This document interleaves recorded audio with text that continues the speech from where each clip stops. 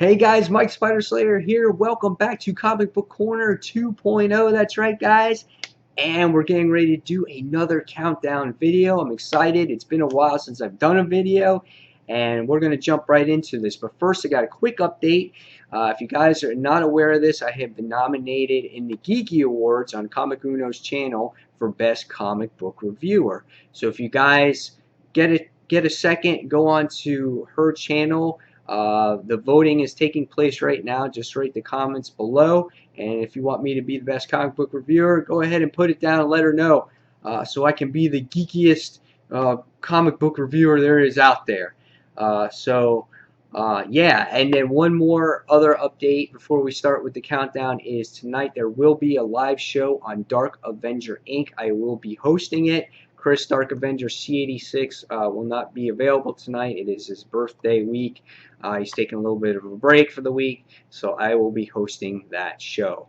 So with that out of the way, guys, let's start the countdown of the week. Boom. All right. This week we had a total of 12 comics on the countdown, honorable mention comic, and it was a great week for comics. Let me just tell you. The first comic that I just want to talk about was Grim Fairy Tales, Werewolves. I don't know if the camera's going to focus. Sometimes it doesn't focus. Sometimes it does. There it goes. Werewolves, the Hunger.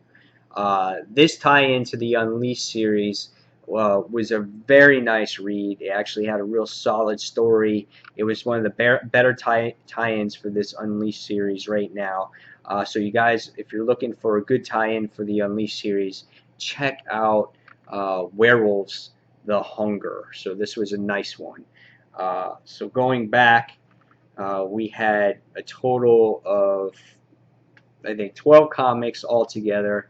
One of them was a digital review where I actually had the hard copy actually bought, and I turned it down because I just had a feeling about it. So just give me a second to find it here, and here it is. So 12 comics, worst comic, number 12. It's loading. It's coming up right now, and it is, come on, boom, this one right here, Bounce, The Bounce by Image. I was totally disappointed by this book. I just was not happy with it whatsoever. The artwork was interesting, and I knew that the superhero was going to be a slacker in this issue or in this particular book. But the first thing you see is, the guy smoking a bong.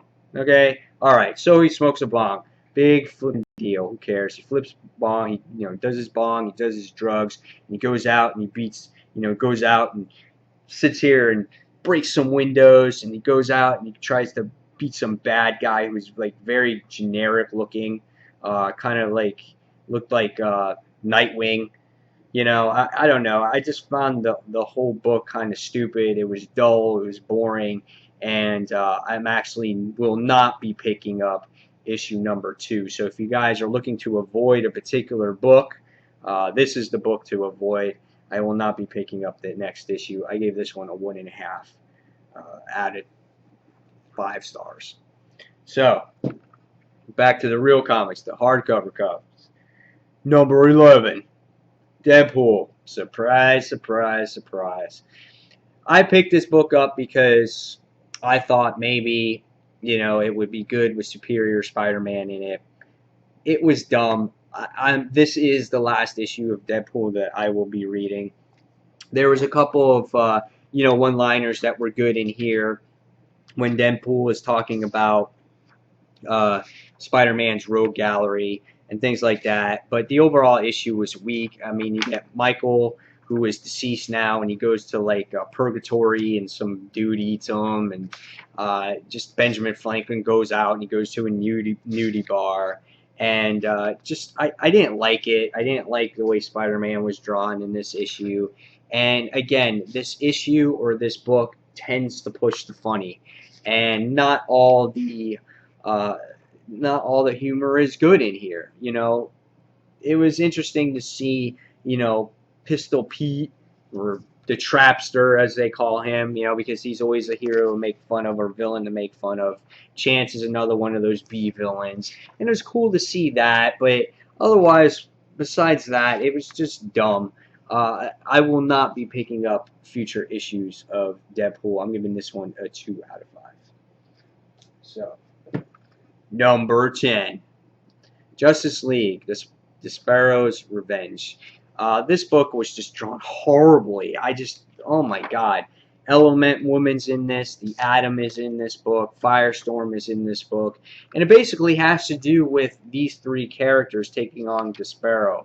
And the artwork was just absolutely horrible in this issue, and it really didn't have to do too much of what was going on in the last issue. They kind of quickly, came to grips of why Superman has this weakness and Wonder Woman doesn't have something in her box, and I don't know. It was just pretty dumb. You find out why Atom is actually on the team on Justice League, how she was recruited by the JLA, and I don't know. I thought it was a weak issue. Superman's hair is just retarded. I didn't like this particular issue. This was a step backwards for the Justice League. So I'm giving this one, again, 2 out of 5. I didn't enjoy it whatsoever. It looks like Jeff Johns just kind of took a break on this issue to focus on Green Lantern issue 20. So this was weak. Don't purchase this one. Number 9, Teen Titans. Issue number 20. This was pretty good. This wasn't bad. If you guys are looking for a origin tale of Raven, this was the actual issue to do that. And last issue, we got to see our heroes go against Trigon, and we learned that Trigon obviously has a couple of sons, and they want to know why Trigon is so stuck on his daughter. And in order to rule Earth or all the 7 realms or whatever it is, he's got get his daughter involved in everything. And so the whole story has to do with the origin of Raven, which is pretty cool.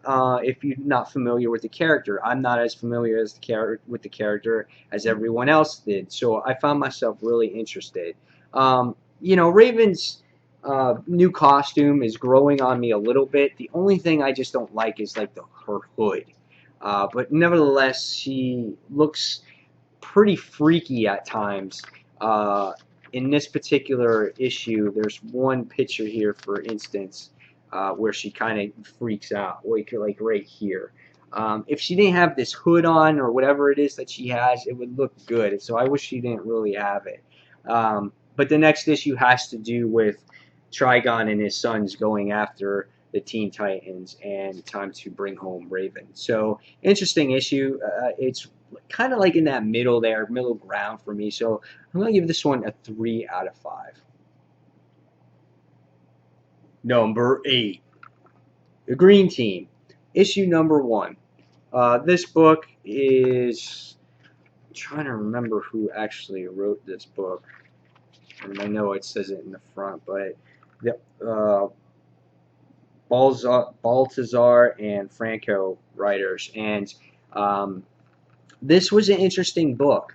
It has to do with a lot of rich teenagers going to this particular expo to get all this tech, and the main character's name, which is this guy right here, is Commodore 64.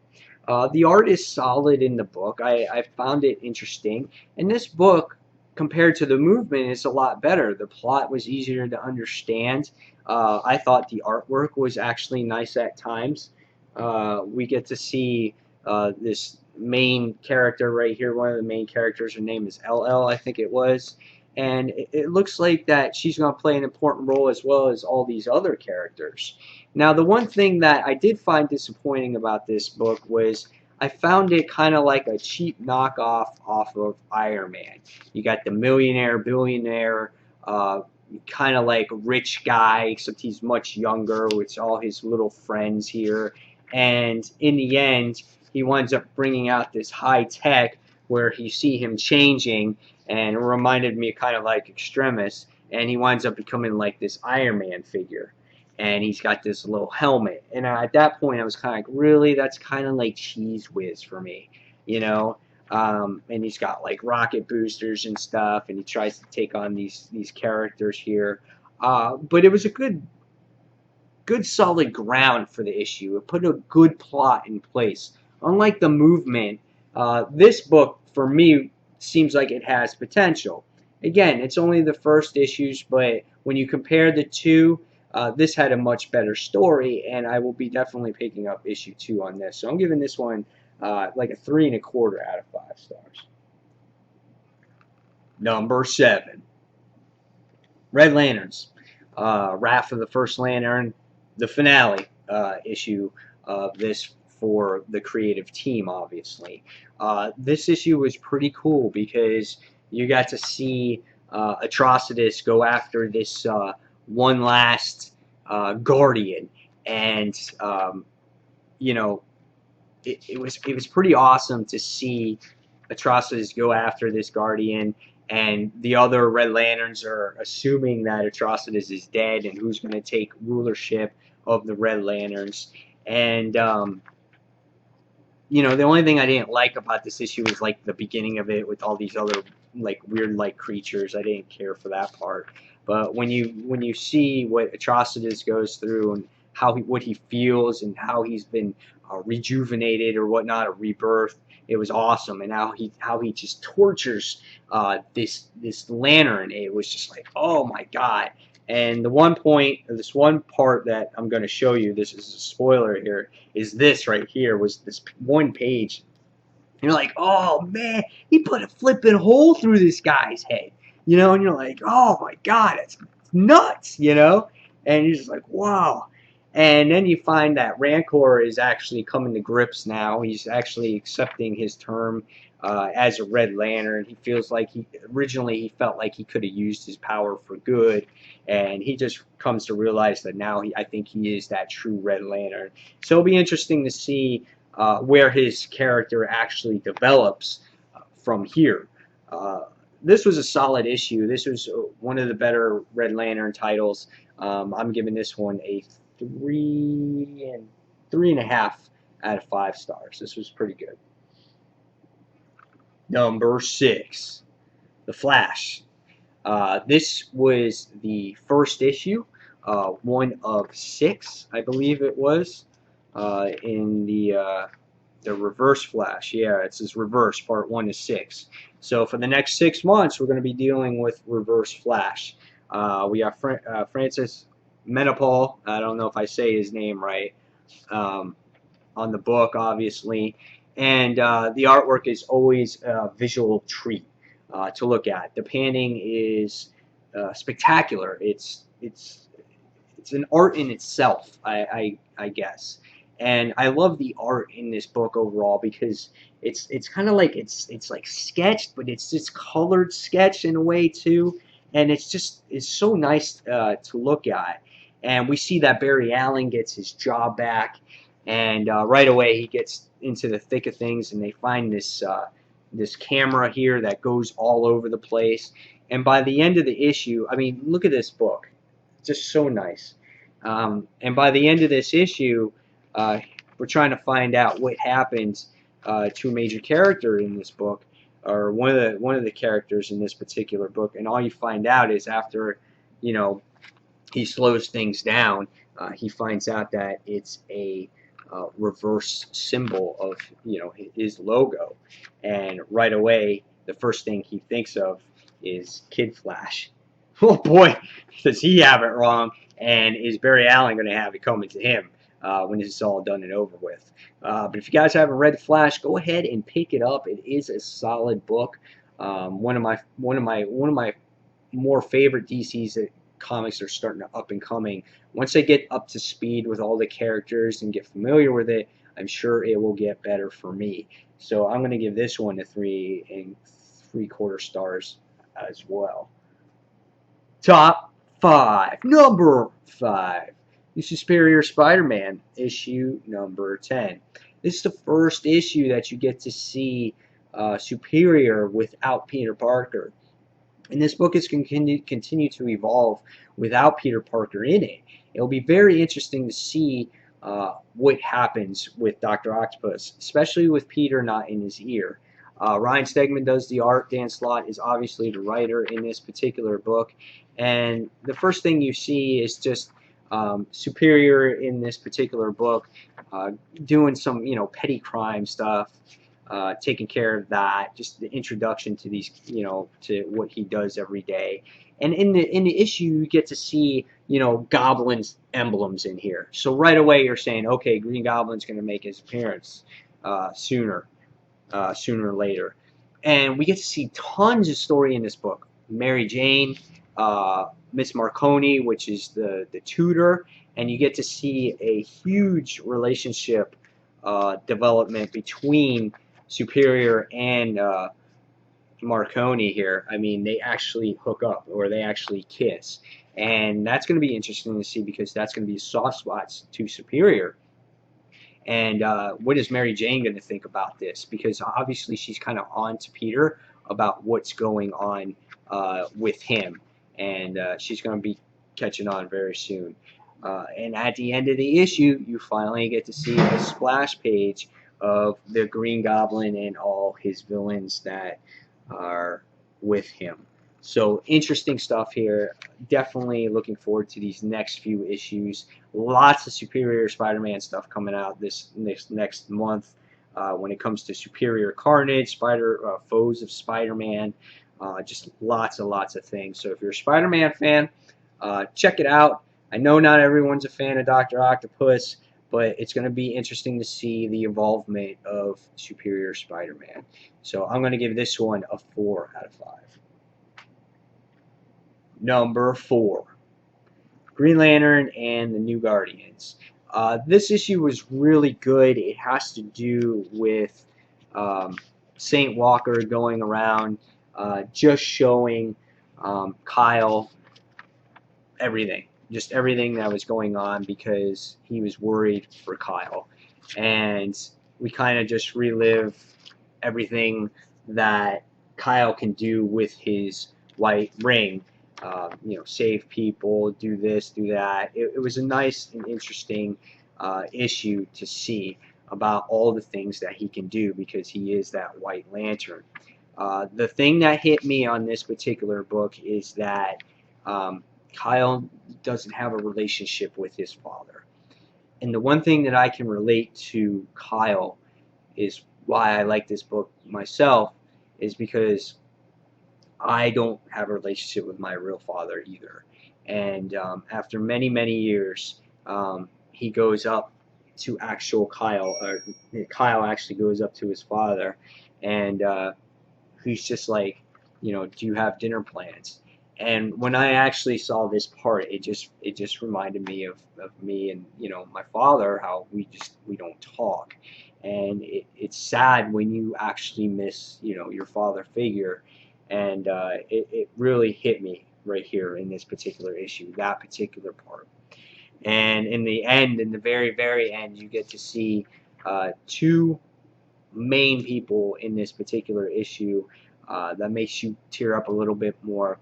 And this is a little bit of a spoiler, so if you don't want to see this, happens to do with one of the main characters from Kyle since the beginning in his series, and that is Gambit and Sade, I think her name is. That's how you say her name, together. So it was just really a good, solid issue. I'm giving this one a 4, almost a 4.5 out of 5. I really enjoyed this issue. All right, top 3. Number 3, Scarlet Spider. Dude, this book took a turn for the great. I love this issue. It kind of just went back to what Scarlet Spider was all about, I guess. Just making good ass story. You know, none of this mumbo jumbo shit. There is a little bit of humor in this book. There's a little bit of action in this book. There's some great artwork in this book, and I just love this issue. This is why I like, Scarlet Spider to begin with. When I first saw the art, I'm like, okay, why does Scarlet kind of look like feminine, you know? But overall, the art inside was really, really done. And, you know, Chris Yost is the writer, and Carlo Barberi is the actual pencils. So I'm actually hoping that he stays on this book for a while because I like this style of art. But this book has to do with the Assassin's Guild. They're the ones that come back. And what happened is the Assassin's Guild needs their debt repaid. Otherwise, Kane is going to lose his actual family members, obviously Officer Layton and Arcely and everybody else. And it's really cool because in this particular issue, you get to see the stealth suit really in play that he got uh, from Peter back in Big Time, which was really nice. Um, again, the artwork was just phenomenal. I loved it. I just loved the coloring, everything about it. Him and Arcely have to go out. Kane and Arcely have to go out, and they have to go get Wolverine. That's the person he has to kill. Out of all people, is Wolverine. Lots of humor in here between Arcely and Kane, and she's like, "Oh, can I go? Can I go? Can I go with you? Can I go? Please, please, please." You know, and he's like, "Don't worry, I got it taken care of." And he basically got got Arcely a citizenship to travel because I guess she's an illegal immigrant. She never actually got her paperwork because she was here on illegal trafficking or whatever it was. So, and he was always here to protect her from the border patrols. So when they go back to New York, you get to witness a whole bunch of stuff with the X-Men going on. And the cool thing is Arcely wanted to go as like this superhero. And for the first time, you get to see Arcely as kind of like this superhero type.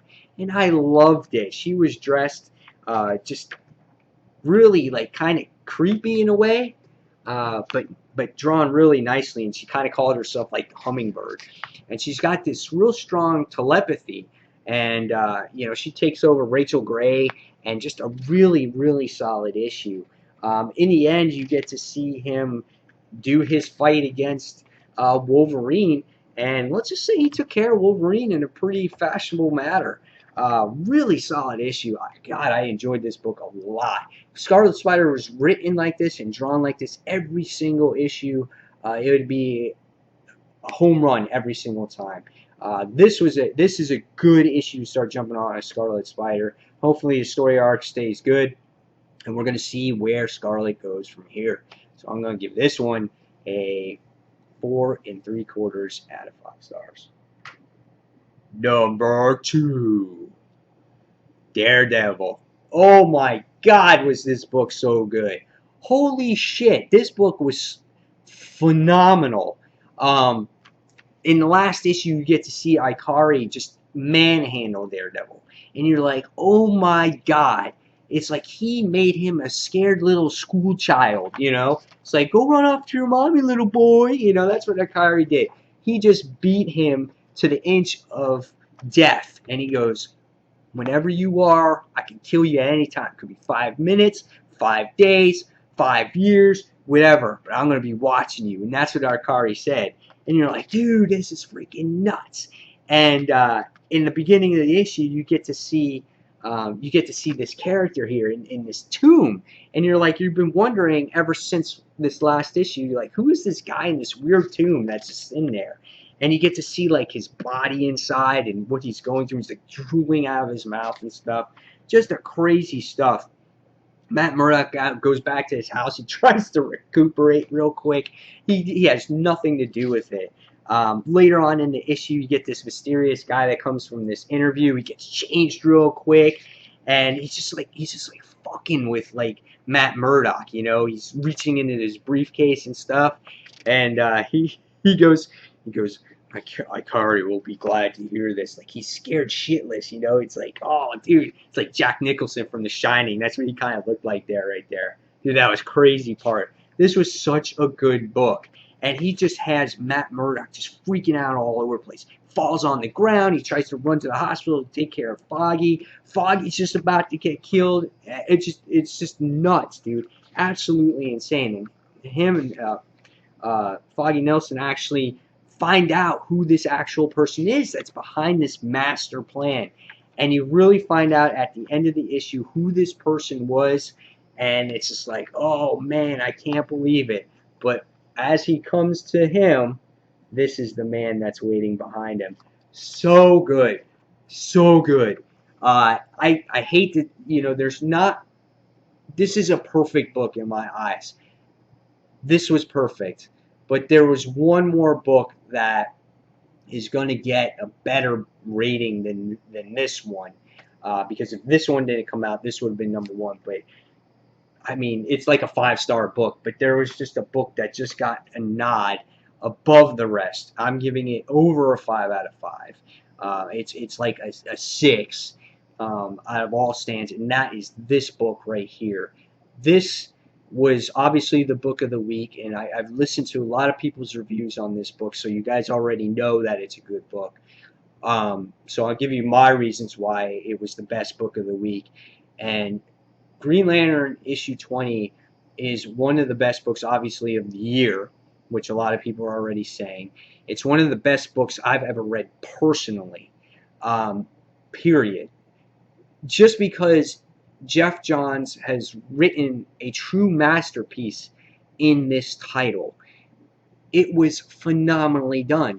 The story bookends fits it just, perfectly. It's just perfect. You see a summary of everything that Geoff Johns does, and it obviously comes to a close at the end. And it's just like, and then the next creative team is just going to fill in the gaps. But this felt like the end of Green Lantern. Like, you could end this series and put Green Lantern away and say, Green Lantern's done. That's how Geoff Johns wrote it. And that's what made it so phenomenal. He created an ending for himself. And he created all the other stuff in the beginning. And now there's other artists that's going to fill in the gaps. That's what was so good. And the other touching moments, like him getting old, him getting married to Carol, him having a baby, all the other characters, obviously at the end of their times.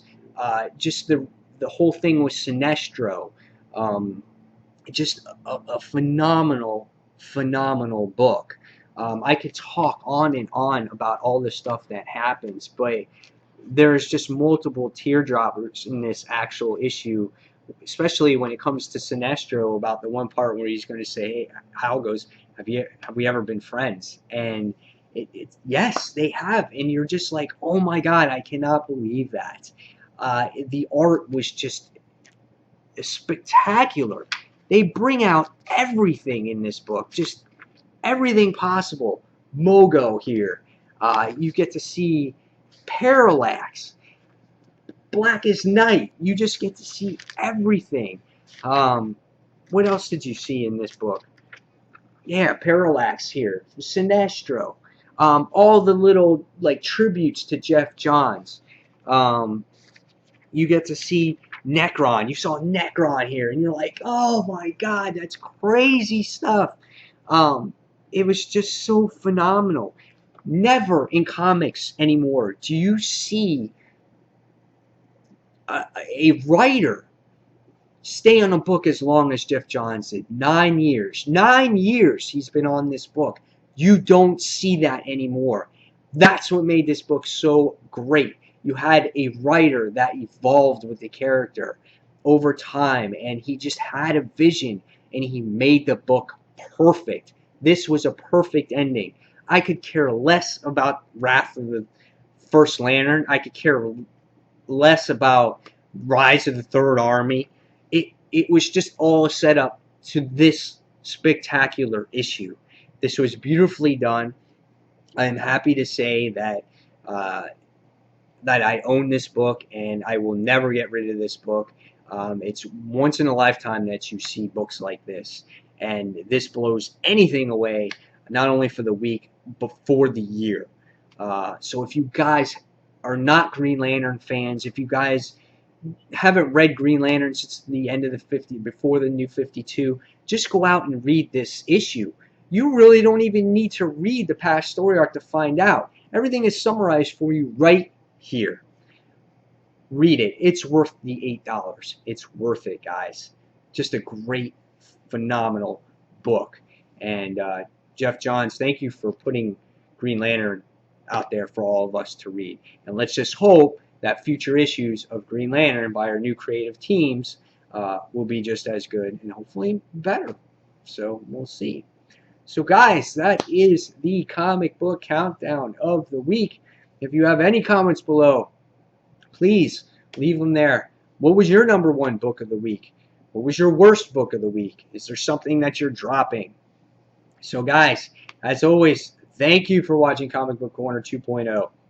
It's great to be back, and I'll see you tomorrow on the Comic Book Haul. So guys, till the next comic book review, this is Mike Spider Slayer signing off, and see you in the next comic book review. Take care, everyone. See you real soon.